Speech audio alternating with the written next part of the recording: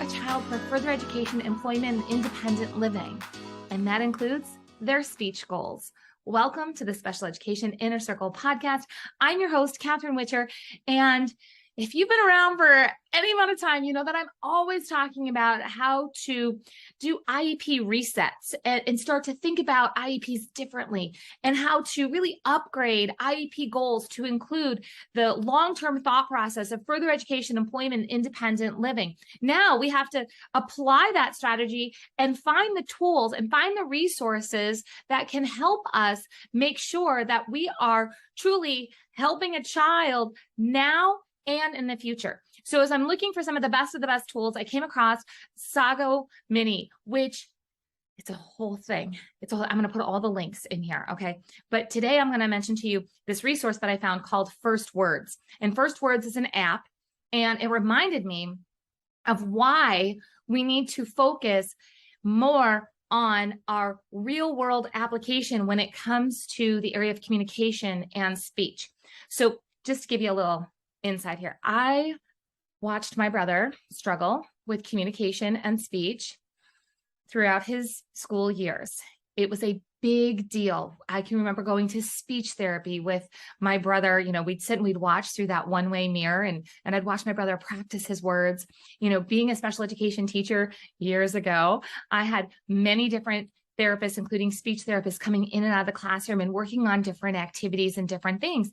And here's something that I have seen, not just in the past as a sibling, not just as a teacher, which was many years ago, but even right now, I'm seeing a lot of struggle in our therapies that are being done in the school of having tools that are appropriate for now and for the future. Meaning there's a lot of out-of-date things that are being used, and they could be easily swapped out, but we need to work together to make that happen. So let me give you an example.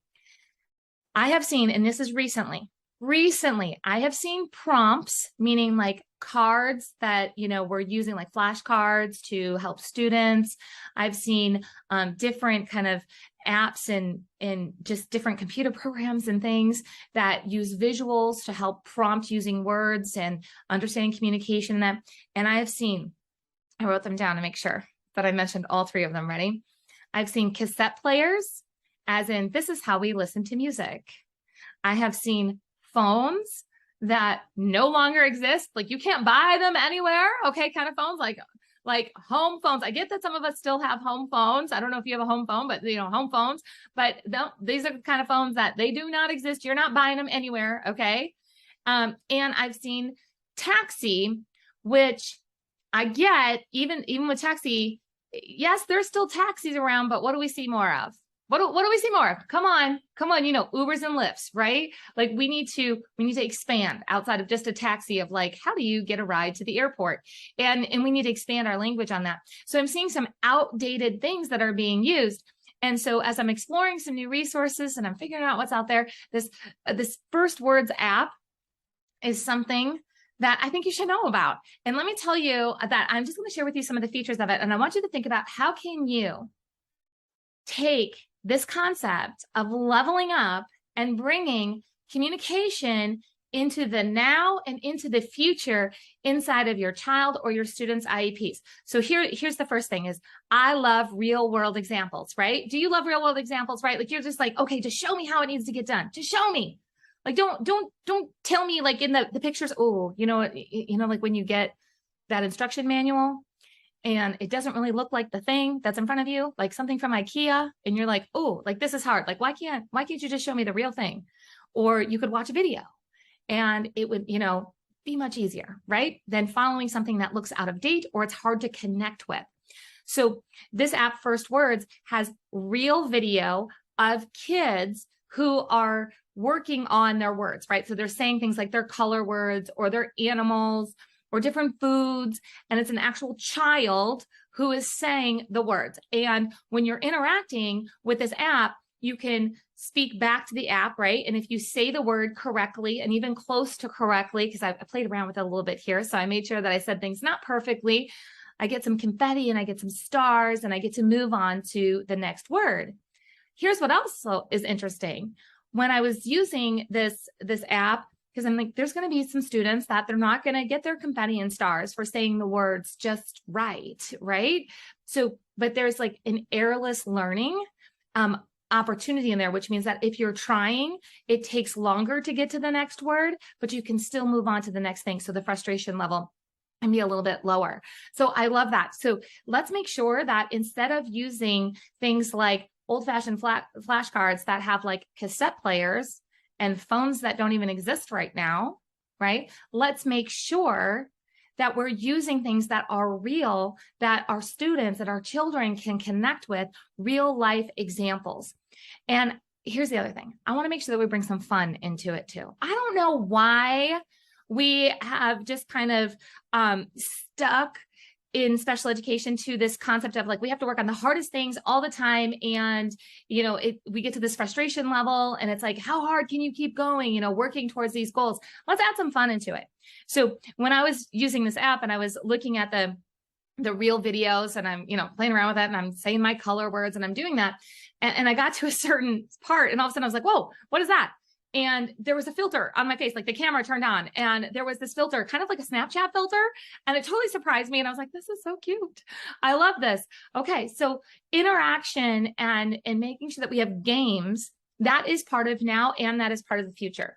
Can we just agree that putting in gamification, that's what, you know, the fancy word for it, right? Gamification into our lessons or into, especially when it comes to communication and reaching our goals when it comes to the area of speech and the IEPs, you know, putting this into the concept of a game is really important. I still play games with my peers. We still have the opportunity to go. I love to play pool. When I'm with my brother, I play Uno with him. There's a bingo. Right? Like there are different games. So putting in gamification and making something real as we're trying to reach goals, especially when it comes to communication, so we can build even more of a connection, which makes us want to communicate more typically, right? That we're like, okay, like this is fun. Let's keep going. So I want to make sure that as we look at building IEPs for the real world, and we look at, you know, what should we be doing for math and what should we be doing for reading, that we're not leaving out this concept of speech and finding resources like First Words, they're going to help connect.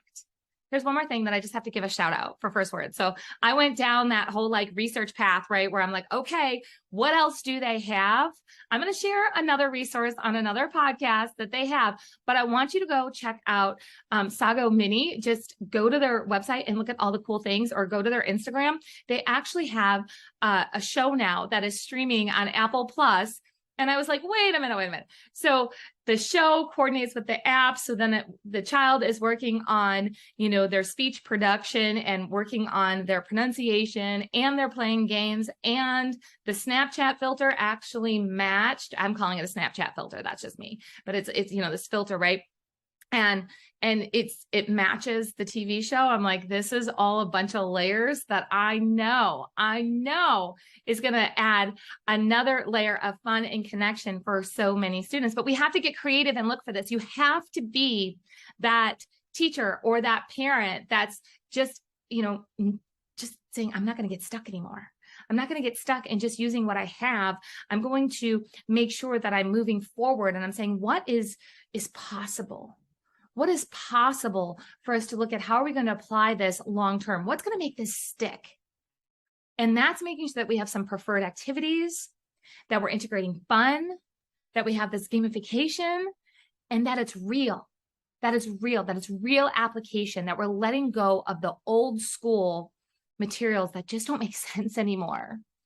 And let's make sure that we're moving forward. I'll put the links to everything here. And remember, if you got any ideas from this and you're like, yes, we need to address this in my child or my students, you know, speech section of their IEP, and I need to move forward and I need to find some of these resources, could you please go ahead and just leave a 5-star review, leave a comment. Every time you leave a review or a comment on Apple Podcasts, on YouTube, on Facebook, it helps more parents and teachers find the resources that they need so they can help build better IEPs that work in the real world.